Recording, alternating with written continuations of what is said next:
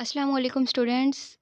And आज हमारा topic है Lewis concept of acid and bases.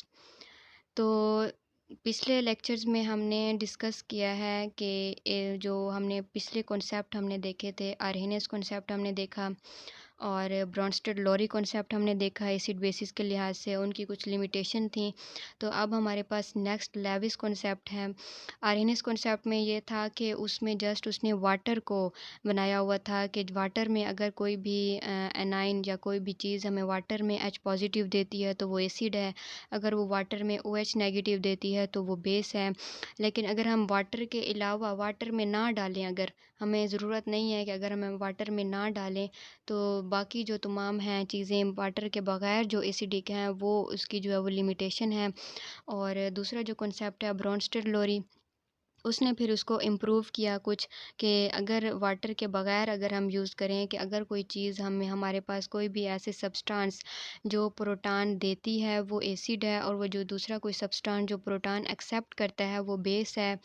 तो इसके भी कुछ जो है वो लिमिटेशन इसकी थी कि हमारे पास जो कार्बन डाइऑक्साइड है, कुछ ऐसी चीज़ें जो प्रोटॉन कंटेनिंग नहीं है वो एसिडिक हैं, तो ये उसकी लिमिटेशन आई है। तो अब हमारे पास जो तीसरा कॉन्सेप्ट है वो है लेविस एसिड है। इस पे जो है वो ये बिल्कुल डिपेंडेंट है इलेक्ट्रॉन पे। हमारे पास जो है वो कोई भी ऐसा सब्सटेंस जो इलेक्ट्रॉन एक्सेप्ट करे तो वो हमारे पास होगा एसिड, और जो बेस है वो सब्सटेंस होता है जो इलेक्ट्रॉन को डोनेट करे, वो बेस है, वो बेसिक चीज़ है। तो यहाँ पे जो लेविस कॉन्सेप्ट है, एसिडिक वो चीज़ होगी जिसके पास इलेक्ट्रॉन की कमी होगी, जिसे इलेक्ट्रॉन चाहिए होंगे, तो वो एसिडिक होगा। और जो बेसिक वो होगा जिसके पास एक्स्ट्रा इलेक्ट्रॉन होंगे, जिनके ऊपर लोन पेयर होगा, एक्स्ट्रा इलेक्ट्रॉन होंगे जो फिर रहे होंगे रैंडमली इलेक्ट्रॉन, तो वो जो है वो बेसिक होगा। हम इनके एग्जांपल में हमारे पास है कि कोई भी लेविस एसिड बेस हम रिएक्शन करते हैं जिसमें हमारे पास ये जो BF3 है इसका हम रिएक्शन करते हैं अमोनिया के साथ NH3। तो इनका जब रिएक्शन होता है तो यहाँ पे हमारे पास जो BF3 है, बोरोन है, और उसके साथ 3 फ्लोरीन के मॉलिक्यूल जो फ्लोरीन हैं वो बॉन्ड बना रहे हैं।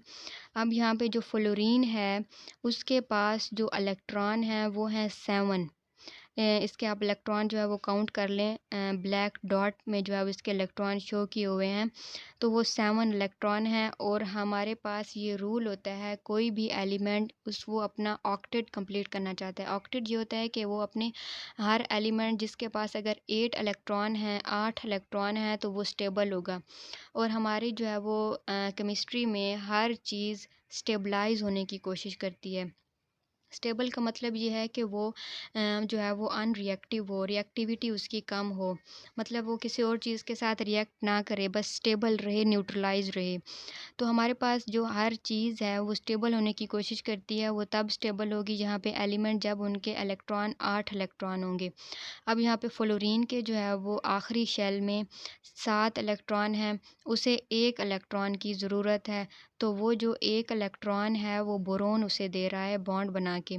अब बोरोन है उसके पास जो है वो हमारे पास होते हैं आखिरी शेल में 3 इलेक्ट्रॉन होते हैं।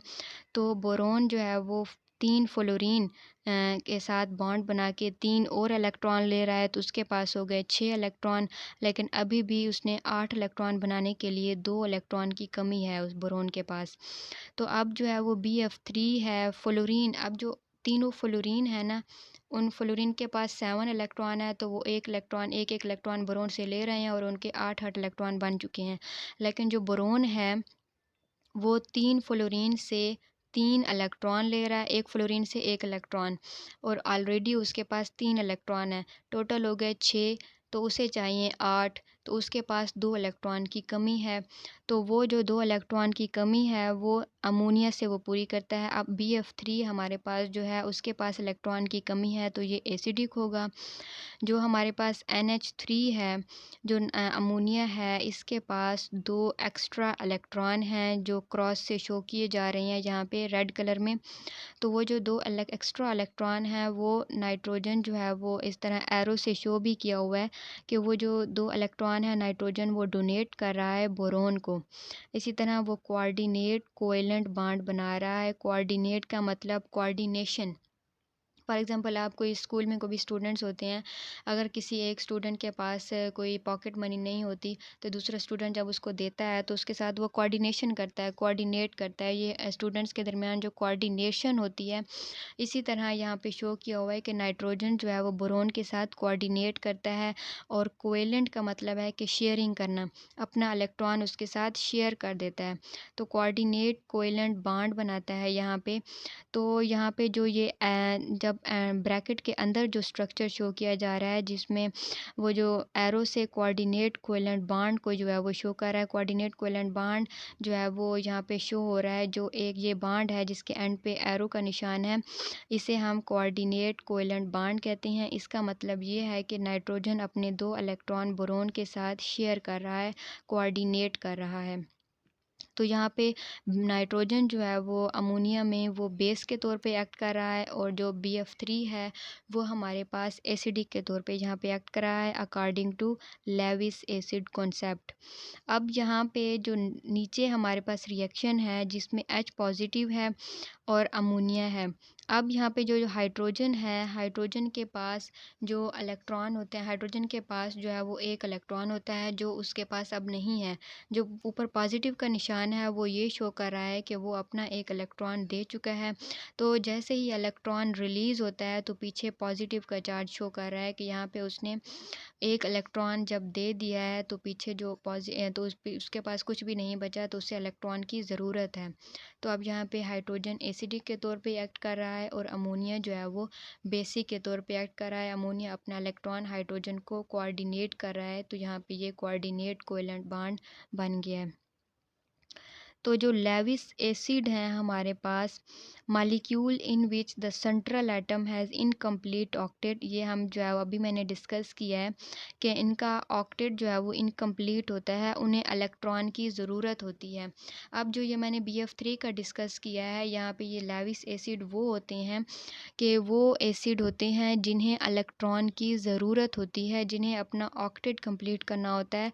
ऑक्टेट का मतलब 8 इलेक्ट्रॉन उन्हें पूरे करने होते हैं। अब यहाँ पे BF3 है, बोरोन के पास अब यहाँ पे 6 इलेक्ट्रॉन हैं, 3 उसके पास ऑलरेडी हैं, और वो 3 फ्लोरीन से जो है वो ले रहा है, तो 6 उसके पास इलेक्ट्रॉन है, तो उसे 2 इलेक्ट्रॉन की ज़रूरत है, तो वो उसे अमोनिया दे रहा है।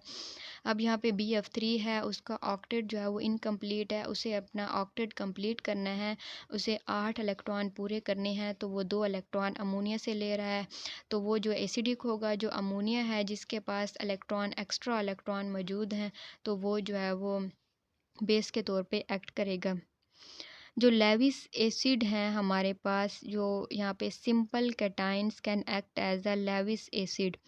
कैटाइन जो होते हैं ना हमारे पास, एनाइन और कैटाइन वो चीज़ें हैं। एनाइन वो होते हैं जिनके पास इलेक्ट्रॉन आते हैं और इलेक्ट्रॉन ऐड होते हैं, और उनके ऊपर नेगेटिव चार्ज होता है, इलेक्ट्रॉन के ऊपर नेगेटिव चार्ज होता है। और जैसे ही वो किसी भी चीज़ के ऊपर ऐड होते हैं, तो उस सब्सटेंस के ऊपर नेगेटिव चार्ज आ जाता है, और वो जिस सब्सटेंस से निकल जाते हैं उसके ऊपर आ जाता है पॉजिटिव चार्ज। अब जो तमाम कैटाइन हैं, सोडियम, पोटाशियम, कैल्शियम, इनके ऊपर पॉजिटिव का निशान है। अब यहाँ पे सोडियम के ऊपर जो पॉजिटिव का निशान है, यहाँ पे इसका मतलब है कि एक इलेक्ट्रॉन जहाँ से निकल चुका है। पोटाशियम का एक इलेक्ट्रॉन निकल चुका है। कैल्शियम के ऊपर 2 इलेक्ट्रॉन निकल चुके हैं, 2 पॉजिटिव का निशान है।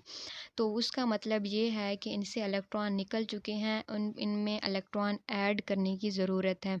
तो ये कैटाइन भी लेविस एसिड के मुताबिक लेविस एसिड होंगे, क्योंकि ये इनको इलेक्ट्रॉन की ज़रूरत है, इनके इलेक्ट्रॉन निकल चुके हैं, दोबारा इनको ऐड करने की ज़रूरत है। तो ये जो कैटाइन है सारे, वो एसिड के तौर पे एक्ट करेंगे।